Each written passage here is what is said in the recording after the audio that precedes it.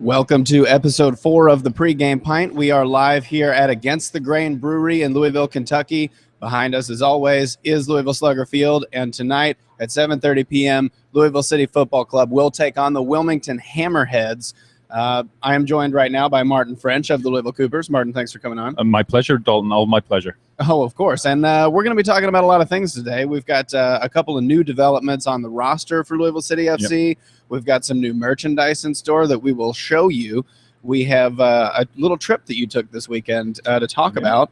And then we'll have Steve Peake join us, and we'll preview the game. We'll talk about those roster changes. We'll talk a little bit about injury statuses, and then we'll preview the game, and we'll get going. We'll get ready. Right. So let's start off. You were out of town this weekend, and you got a bit of a tan? No? A little bit of a tan, although with my coloring, it's not hard for me to get a tan, as you can see. We went down to Orlando City. There was, I think, 5 of us Coopers went down. We wanted to basically get an idea of what do they do. These guys have been at it since 2010. We only started in late 2013. So what we wanted to do is basically see these guys. They've gotten through USL very successfully, and they've made a name for themselves. We wanted to find out, what do they do? How do they do it differently? What do they do that makes them successful and helps them support their team? And you met primarily with the Ruckus? Yes, the Ruckus was the main group. Iron Lion firm. We met a little bit with the Iron Lions. We met a guy who's known as the Orlando Unicorn, who is worth checking out on Twitter. He's an entertainment. We met with a load of different supporters down there. Yeah. So if Orlando has a unicorn, should we have a Pegasus? Or can we have a Louisville Coopers Pegasus? We'll look into it. We'll look into it. The wings, we if they can get a horn, we can get some wings. I think that makes sense. Maybe it should be the Red Bulls have the Pegasus, really. Yeah, that gives them wings. Maybe if you just partner up with Red Bulls, get them to bring you some Red Bull when they come down here. We'll try. There. Now, you guys met with them. You guys also went to the game, right? Yes, we did. It was a 2-2 draw. I mean, Orlando haven't had the greatest of starts, unfortunately. They haven't had a home win yet. I think they've only had 2 wins, and they've been both on the road. They were 2-0 down, I think, with about 10, 15 minutes to go, and pulled it back, clawed back 2 goals. Kyle Laren, who, to be fair, I was really hoping was going to come down here on loan. Now that he's done so well, clearly you hope that, yeah. Oh, yeah, even more so now. The difficulty is, unfortunately, they've had a bit of an injury run as well as we have. And their injury run has been up forward, and our injury run has been at the back. So, yeah. Their injury run also affected us a little bit with Sidney Rivera, who we'll get to in a little bit. He's obviously joined the team now, but what particularly did you take away from meeting with those groups? I mean, what did they have to say about what it takes to build themselves into a team that has filled the Orange Bowl, or is that what it's called? The Citrus Bowl. Right. I don't know. Is it the Orange Bowl that's the college bowl game? Yeah, maybe they call that in Miami. I don't know, but the Citrus Bowl is where they play. Yeah, the Citrus Bowl. The big takeaway for me is, I suppose, how much being a part of their community it is about, how to connect up with both fans and non-fans. I mean, they have a huge amount of supporters there who really aren't going for the football. They go because it's an experience, because it's an entertainment, because it's something unlike any other sports experience you're going to get here. And I mean, obviously, I would argue that, and that's the team I follow back in Ireland are not a team you follow because of the quality of the football. It's the experience you get being a part of the fandom. We saw how they do things. I mean, their drum line is impressive. Their setup before and post game is very good. So yeah, there's so many things we learned, and I like to think they learned 1 or 2 things from us. What about the bourbon barrel drums, right? Yes. They wanting to borrow those or something? Well, the good news is, I think there's going to be a good few of them coming up on the 4th of July for the game against Richmond. They're not big fans of Richmond. Richmond, who I might add to fans of Louisville, may have had some small impact on Guy Abben's leg. But they're coming up for the Richmond game, or there's a few of them coming up from the Richmond game, and they're going to have an absolute ball up here. We're going to show them properly how great a city Louisville is. All right, well, we'll look forward to that. Obviously, today there's a big development. You brought this in, and we got to bring it out, of course. This is what you can pick up at the Louisville City offices today, right? Yep. Nice Founder fancy members jersey. and season ticket holders as well can get hold of this in the city offices. Okay, and how much did it cost? It's with the founder member discount. It comes to $90.63. Yeah, worth it. It's the first ever jersey we'll have. Yeah. There's no replacement for saying, yeah, I have our founding season jersey. I mean, it's a big thing. I think I talked to some people who aren't even soccer fans who said, hey, it's a cool shirt. I'd love to buy the jersey. Love to have it to wear around because it's a little more casual. You got a baseball jersey really looks like a baseball jersey. It's kind of sticks out. It's got the buttons, but this is just sort of a t-shirt. It's got the colors, it's the markings, it's got the sponsors on it. Humana's got to be happy about that. You got El Jimador tequila. Yeah. Is that big in Ireland? Do they drink that thing? I've never come across it in Ireland. Tequila is big, but not that. And then, of course, your community bank on the back. So the jersey, it's here. It's ready. Yeah. And right now you've got to pick it up at the offices. Pick it up at the offices. They're open, I think, from about 11 till, I'm not too sure today. It's probably 5 or 6. But if you check their webpage, they're telling you when the different times are for collecting. For example, if you're a Louisville Cooper, or if you're a member of the Coopers, I should say, come in on Friday. Even if you don't have a season ticket or a 5-ticket pass, you can pick up a jersey then, but only if you're a paid member of the Coopers. Okay. And they are blank on the back. Oops, I dropped it on the floor. Mm-hmm. I can't be doing that. Yeah. That's bad. It's got to be something. But they are blank on the back. They don't customize them yet. There are some places in town that I know we've heard. Maybe on Twitter at Dirty Tees down on Bardstown Road. Yeah. You can get them customized there. There's meant to be a place at Shelbyville and Moser. The strip mall there apparently can do it there as well. And I think when they're selling it at Soccer Village, they will also customize, although I don't know if they do it there and then on the day or not. Mm-hmm. Okay, so you can get them those, and then are they going to be available at the game tonight? I don't think they're available at the game. From what I hear, they're trying to sell it to chiefly founder members, season ticket holders, Coopers, before they let everybody in. But come Saturday, it's going to be available on the internet. Okay. Well, tonight, what do we have in store? Are there any special game rituals, TIFOs, anything like that tonight? We don't have a specific one for Wilmington. I mean, we're going to show them a bit of a Sharknado, which will be an improvement on a hailstorm, I hope. We're doing the usual pregame thing. Join us at Pat O'Shea's at the sidebar at the Troll Pub down at the back of Washington Street. The street's going to be closed. We're going to have a bit of music. We're going to have a bit of fun. We're going to have a bit of chanting. We're going to meet up there from 5:30 onwards, and at about 6:45, we're going to make our way to. We're going to come out and we're going to march towards the stadium as we've been doing the last few games, or I suppose all the games so far. When I think about it, and it's of course beautiful outside right now. Do you think that's gonna hold up? This tonight, I believe, is meant to be one of the best nights for football we've had so far. We've had hail, we've had bitter cold, we've had Thursday. Tonight is going to be a really great night for a game of football. The weather is possibly at its peak for being nice. I'm Irish, so anything above 74 and I start to wilt. Anything that involves sun, right? Anything at all that involves sun. I mean, we've historical football games where Irish players died near enough because of the heat. Funnily enough, in the Citrus Bowl. But yeah, I mean, tonight's going to be a great night for football. And Wilmington, they've not been great this season, but they're not a bad team. So they're going to have a bit of fight, but I'm confident we can win this one. And what do you think it'll mean to have? Do you think a lot of people will come out with with the sun being out, it being a nice day? Obviously, no hail, no thunderstorms. It'll be a bit of a change. Yeah, I mean, this is the kind of weather that's perfect for football. It's a little bit warmer than you get maybe in Ireland during the summer, but it's comfortable. You can go out wearing it. You can go out like I am right now in a t-shirt and shorts. You can sit down, stand. I'm hoping most of you will, and cheer on without any worry about being pelted by a stone of hail.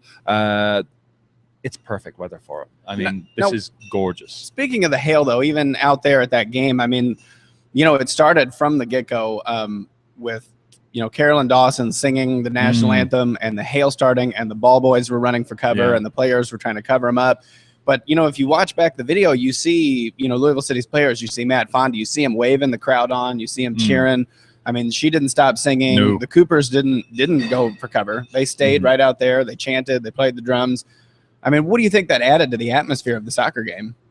The thing that I love about being a football fan and being with football fans is this sense of community that I was talking about earlier with the Ruckus, this sense of we're all in this together. And that was a really galvanizing experience, that you're all there and, okay, come hail, come sunshine, as we hope tonight, or this evening, come whatever adversity, you are there together and you work and fight and live and play with a view to making to one end, and that being a Louisville City win. I mean, it was great. I think it's called the Purple Plunge. Players jumping into the crowd after they score because we are such a part of it, and there's a symbiosis there of intent. And I think there's some footage from the last game of Matt Fondy crowd surfing after the game. I mean, seen it. You can find that on Twitter. I believe was it Jason that shared that? I think it was Jason. I think there's 2 or 3 clips of it that are floating around, and it's worth checking out. Yeah, it was cool. It was a good experience. And like you said, with the rain, the hail and everything, it makes it a little bit more exciting. It makes it a little more intense. I remember a couple of years ago, University of Louisville football game against University of Cincinnati. It was late at night. It was cold. It was raining the whole time. And the only fans that were left were all the ones that were standing, and they were trying not to get cold, trying to keep warm. And it just makes it that much more intense. And so I think that helps a lot. But so hopefully we'll have a nice day today, and then obviously we've got a game coming up Saturday against what do you call them? I like to call them Toronto because that's how they call their own city, and also incorporates the fact that they are the sequel team to Toronto. Seen losing a game near you anytime now. And then you came up with a special name for FC Montreal. Oh, did I? I thought you did, right? I can't remember. The Quebec team. Well, yeah, I thought you called them FC Poutine. Oh, no, that wasn't me, but I wish I will now claim credit for that. No, FC Poutine. I think we were here. I was eating poutine. They have good poutine here. Oh, do they? I didn't know that. Yeah, it's. Yeah, no, I don't know when we have the Poutiners, but we've got Toronto on Saturday. 7:30 p.m. kickoff, as always. We have no idea what they're going to turn up with. They could turn up with a team literally of academy players. They have 11 academy players on loan. That's the 3rd team, which plays in the PDL. And they're actually going to be playing the other city team, Derby City Rovers, sometime during the summer. But they could also do what New York did when they played them and send 11 players down to play from the senior team to play. So there's a very slight chance you might see Josie Altidore or Giovinco, but they're also playing against New England that night, so it's highly unlikely. I think we're going to get a team largely bolstered by the academy players. So again, potential win, but this is the first time we've played a sequel team. This is the first time we've played a team that's got a big MLS daddy. So I'm really intrigued to see how do we face up against them. What are they going to try and do? And seeing that the senior team is not exactly setting matches on fire at this point. It'll be intriguing. Somewhat of a disappointing start for some of those 2 teams, especially in the East. Out West, obviously Seattle Sounders 2. Portland, with the exception of that. The blowout against Tulsa this weekend was unexpected. Yeah, and then this weekend they dropped one to Sacramento Republic. That's right. Saturday night. And Sacramento had started a little bit slower this year. But they did. Seattle Sounders 2 actually beat them to start the season 4-2, I believe. And so they thumped quite a them turnaround. So, I mean, you'd have to expect Sacramento Republic are going to do stuff. They're a good team. They won the league. They're possibly the best financed and certainly one of the best organized teams in the league. Sounders, similarly, I could shoot them for what they did with their crest because I just think that was silly. But they're a good, well-organized team. If you haven't seen it, it's sort of just the outline of the Sounders, but then with S2 over it, which is exactly. I mean, I have to say I like how Toronto handles their 2. It's sort of built into the crest. But yeah, I mean, the MLS teams. Red Bulls haven't done much. Montreal, I think, haven't got a point on the board. But they have said, listen, this is about development. This is not about winning leagues. So what Toronto are about, I don't know. I mean, the senior team has been kind of a bit of a clown car for a couple of years. So, it's hard to know. They should be the best team in Canada. They aren't. Yeah. Well, you mentioned the Rovers, the PDL team. Just they practice across the river here, and of course, the Rovers Foundation is the beneficiary of 50 cents from every ball control pint that Against the Grain sells during weeknight games. So if you come out here ahead of time, you can pick up a pint of ball control. 50 cents from that will go to the Rovers Youth Foundation, which helps get kids access to soccer, get them out, get them active. Are you familiar with that? Oh, yes. No, it's a great program. It's giving kids a chance who might not otherwise have it to play football or soccer in this town. Sorry, I keep on saying football. But Louisville City Football Club, they embrace it. Yeah. I mean, it works. But this is the thing. I mean, coming from Ireland, football is ubiquitous. It's everywhere. There's literally you can go down any street and you might see kids kicking a football around the street. Mind your mirrors. They kick the ball hard. But over here, a lot of the time you have to pay in order to play. And this is an opportunity for those who can't afford to do that to get that chance. Right. Well, the last thing I want to talk to you about is coming up in just a couple weeks. I believe it's Memorial Day weekend, May 23rd, 24th. The 24th, Louisville City travels to St. Louis, to St. Louligans territory. Home of the Louligans, to take on the Chupacabras. And that game's going to be at 8 p.m. Sunday? 8 p.m. Sunday. Now, what I would recommend is, obviously it's on YouTube. And those of you who've been to the games now realize that TV or YouTube, it's not the same. Being there is the experience. And I've spent a lot of time in Europe, as you may guess from the accent. I've been to lots of home games. It's a great atmosphere at a home game, but there's nothing like an away trip.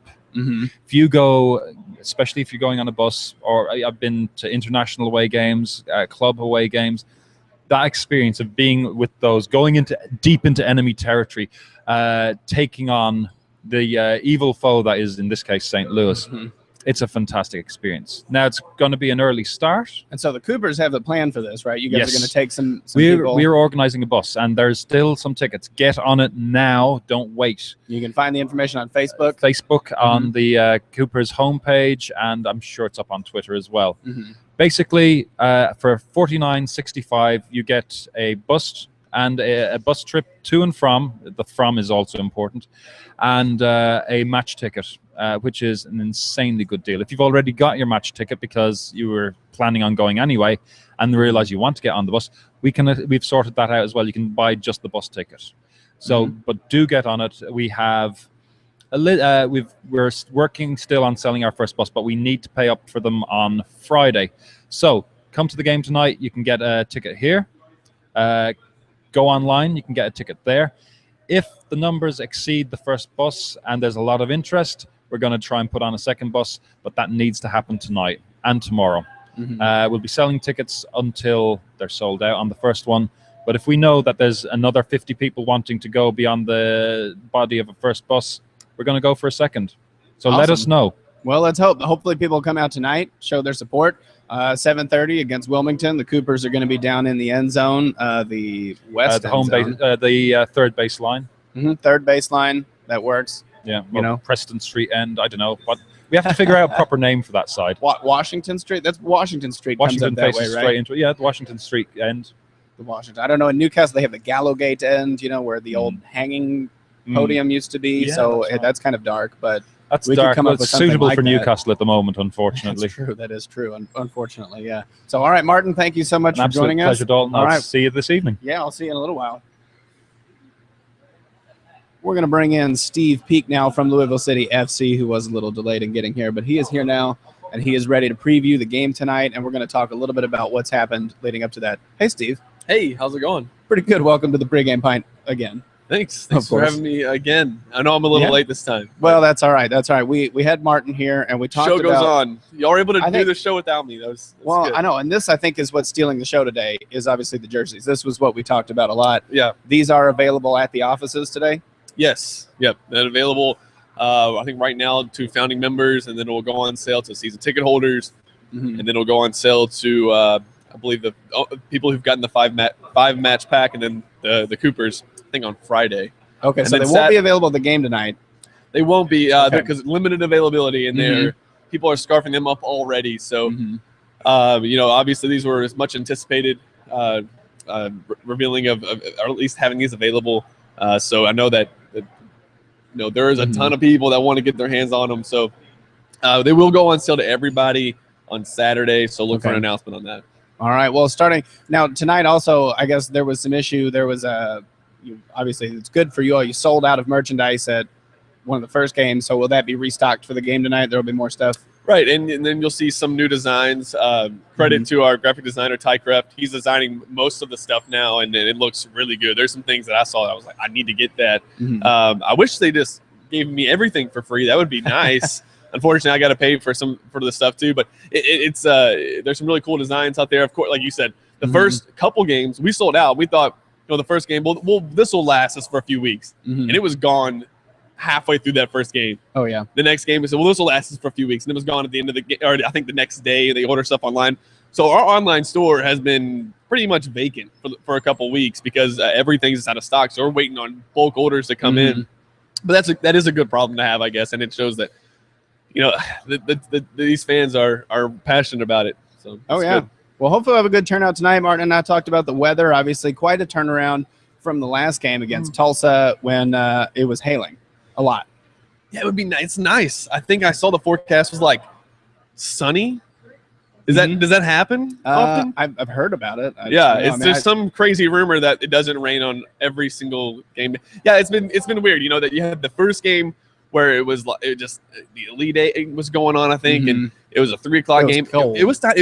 I was surprised how cold it was. Once I got out there, you're standing in the stadium. You're close to the river, and there was just wind and it was. I guess it had to have been the wind because I was in the press box when I came down. I was like, "Oh, it's kind of chilly out here." But I'm looking out up from the press box and seeing it's sunny, and I'm thinking, but it was cold. And then you had, of course, thunderstorms are on the forecast for the next game. We got lucky. I think we only got a little bit of rain before the game, and then of course the hailstorm. It's kept some people away, and so hopefully tonight, now that the forecast has come out, that it's going to be. And you guys, the news station, helping us out a little bit, putting that forecast in there. 72 degrees. Oh yeah, gotta sunny. Push that. Nice. Well, so obviously last game home against Tulsa, beat Tulsa 2-0, went down a man, but never really looked like it. Now, Derby Day, traveled to Charlotte, handed the first loss and a 1-0 defeat. What is the team looking to do? What have they been doing in practice this week to get back out here? Well, I'll tell you what. This week at practice was probably the most focused that I had ever seen. They were on each other. It was intense. I mean, the practices were intense. It did not take Coach Bird, Coach O'Connor, or Coach Sutu to get on anybody.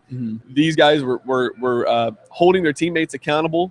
It was nice to see. And I could tell at the end of practice when I talked to Coach O'Connor last Thursday. And he was not upset. He was smiling. He was just it's finally clicking with some of the guys. And sometimes, and I know that none of the players would admit to this, and any team, any level. But sometimes I think you can say you can benefit from a loss, especially early in the season.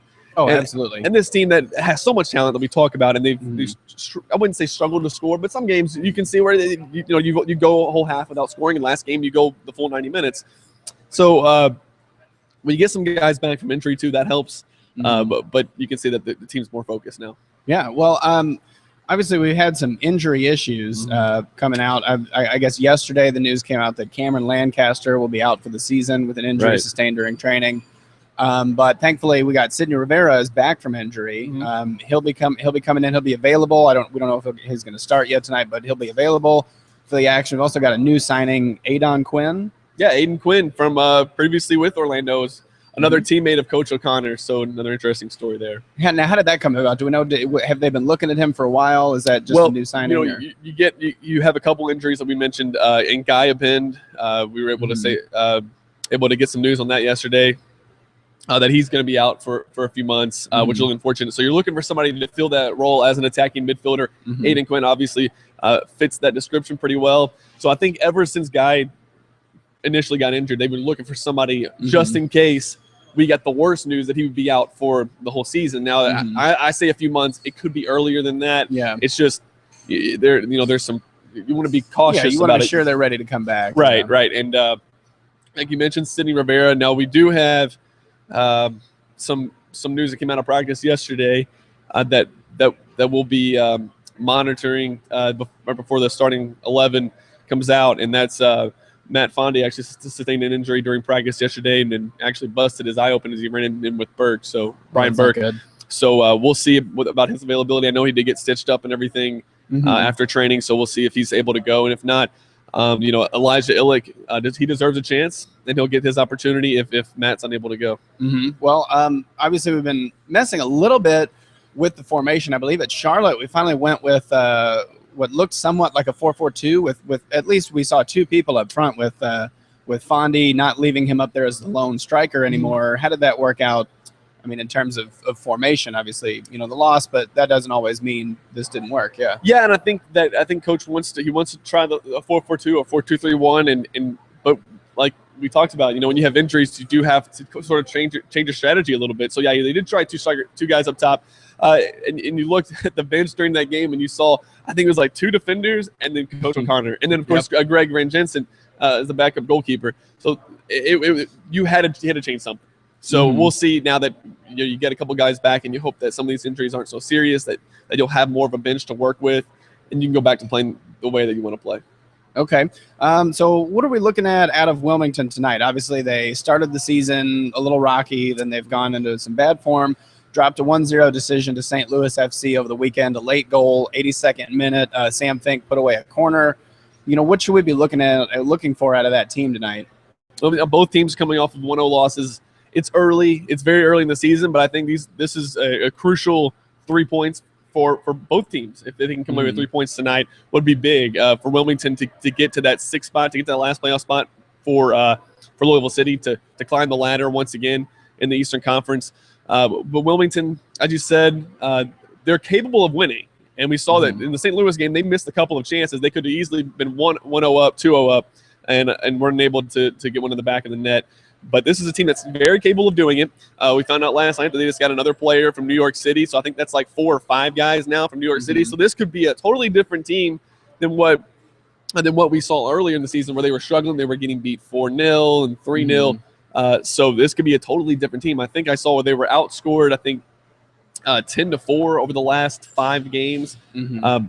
So they're giving up goals, but now they got a few guys from New York to come in and help them out. Yeah, and both teams looking to bounce back from a loss. It's huge. Louisville City wants to get back into the winning form. Wilmington wants to really turn the start of their season around, looking toward the dog days of summer to get into better form. So what do you think we're going to see in terms of intensity tonight? Obviously, you said practice is very focused this week, but from talking to these guys, they do not want to drop 2 in a row. They don't want to break that streak of being undefeated at home. The intensity is going to be there. And one thing I really enjoy watching Louisville City play is the pace of the game. It's back and forth. And even if it's not creating a whole lot of chances, I mean, the game is it's so fast and it is so intense. Now you're going to see that maybe elevated a little bit tonight, especially when Louisville, you look at that standing, you look at the standings and you have St. Louis in front now. The players know that. They know what that means to the fans. So they want to get back above the Luligans. In the standings now, St. Louis FC is 1 point ahead of Louisville City FC, sitting at 10 points. Louisville City sitting at 9 points. Right. So, yeah, I mean, it's there. The rivalry between the teams is there. Obviously, Louisville City fans certainly going to hope for the points to draw back ahead of them. They've obviously got the game in hand tonight, so absolutely, we'll look for that. So, obviously, hopefully good weather tonight. Saturday, we're going to be looking at Toronto FC 2 at home. What should we look for out of this week at practice? I mean, depending on tonight's game, I guess. Yeah, this starts what is going to be a wild month and a wild 19 days for this team, and it's gonna put a lot on them. Especially talking about it. I mean, I think we're talking about injuries a lot, but this is the part of the season where you have the U.S. Open Cup that's starting up, and that starts tomorrow. We find out who will play, if we're going to play Lansing United or RWB Adria. And both of those teams, whoever wins, will play on the road, either Lansing, Michigan, or Chicago. So you have that. This 6 games in 19 days. That's a lot. It is. And so you just mentioned Toronto coming up on Saturday. So they'll have probably an off day on Wednesday, get back to practice on Thursday, and go light on Friday, turn around and play Toronto, take an off day on Sunday, go heavy on Monday, light on Tuesday, or travel late Monday, get a light training session on Tuesday, and then play a game on Wednesday, and then the same thing again to get ready for a game the next, I believe it's Sunday, versus an arch rival in St. Louis, and you play them again on the 30th. So it's crazy. And big couple of weeks coming up, yeah. Oh, yeah, definitely. And Coach O'Connor mentioned that on last Thursday, about how big of a stretch is coming up here, and it's like I said, it's early. It's still May. School's not even out yet, so it's probably too early to think playoffs. But this is a huge stretch that could the playoffs. A championship isn't won this early in the season, but it can be lost. So this is an important stretch. So what do you think? What do you think Coach O'Connor's fishing hat is going to do for the team getting ready for this stretch? I know everybody noticed it. Yes. In the video this week. It's awesome. Well, when I was going to, we were doing that interview, and I said, Coach, you want to take the hat off? And he took it off. And, of course, he's been wearing a hat all practice, so his hair is kind of messed up, and so he's self-conscious about that. And I said, well, you can leave it on, but you're going to have to talk about it because that's an elephant in the room. You can't wear that and just have a normal conversation. You have to bring it up, right? Yeah. So he said, no, I'll talk about it. But, he actually has a mask. He'll wear a mask because his skin is really sensitive. He's like me. I get burnt. I don't tan. He's a redheaded guy like from tan Ireland. A little bit. Yeah. See, I don't do that. I just get red, and then I get like I start itching. Skin peels off, and we do it again. That's how my summers go, and that's how it is for him. And when he's out at these practices all afternoon and in the sun, he says he takes everything he can, does everything he can to. Well, that's what Martin and I were talking about. Was they're both Irish guys. They're both used to being, hidden under clouds and rain and 60 degrees. And you bring this redheaded guy from Ireland out here and put him in the hot sun and be like, hey, deal with this. It's funny you say that because Niall McCabe, also from Dublin, Ireland, he wrapped up one of his jerseys around his head. Looks like he was wearing a do-rag out there. But you got to do what you got to do. You got to do what you got to do. Hey, you got to get yourself ready. I tell you what, the sun's dangerous. We know that. So if you're going out to these games in the summertime, make sure you bring your SPF 50, whatever. What is O'Connor? Coach going to have to wear his SPF. He's not going to wear that on the sideline, I would assume. So I don't know. Hopefully, maybe the Coopers can get him to do it. Maybe the Heretics can we have or somebody. Can we have like a Louisville Coopers design? I think so. I think we should work on that. Maybe gold on the neck flap and then purple on the hat or something. We can get him to wear that, I think. Yeah, well, he looks like a nice Kentucky boy. He looks like he fits in around here with the fishing hat. I kind of want to take him fishing. I think we should get him out on the river and do that. Well, obviously tonight game against Wilmington Hammerheads FC, 7:30 p.m. Look to see a lot of people out here march to the match. Again, 50 cents from every ball control pint sold will be going to the Rovers Foundation to help kids get access to soccer. Martin and I talked a little bit about that. We are going to be taping a special segment for the pregame pint, so look for that on Twitter later this week. We'll have that hopefully for this weekend. And have you told them what the special? No, we're going to wait till it happens because you don't want to give it away until if it gets canceled. Can I say or something. It's big or something? Well, hopefully it'll be good. Hopefully it'll be a lot of good information. It'll be a good in-depth interview. So we'll see. But yeah, so I'm trying to tease it a little bit. Yeah. Well, if it happens tomorrow morning, I'll tweet about it tomorrow. You can follow me on Twitter at Dalton_Main. You can find out more information about it. What else do you have to say about the game tonight? Just that, I think with the weather finally cooperating a little bit, I think it should be a pretty decent crowd. Obviously, being a weekday game, you may not see what you saw in that first game with the over 6,000, but I expect a pretty good crowd. A lot of purple, a lot of people wearing the new jerseys. Yep. You can pick them up on your way there tonight. Go by the offices, pick up your jersey, bring it out to 7:30 p.m. Slugger Field. Big game. Hope to see a lot of people out there. Big stretch of games we just talked about. So Wilmington, Louisville, both needing 3 points. I think it's going to be a fun game, Dalton. All right. Well, thanks for joining us, Steve. Look for the pregame pint this weekend before the Toronto FC2 game. Hopefully it's going to be a good segment. We'll catch you later. That's all from us. All right. Thanks, man.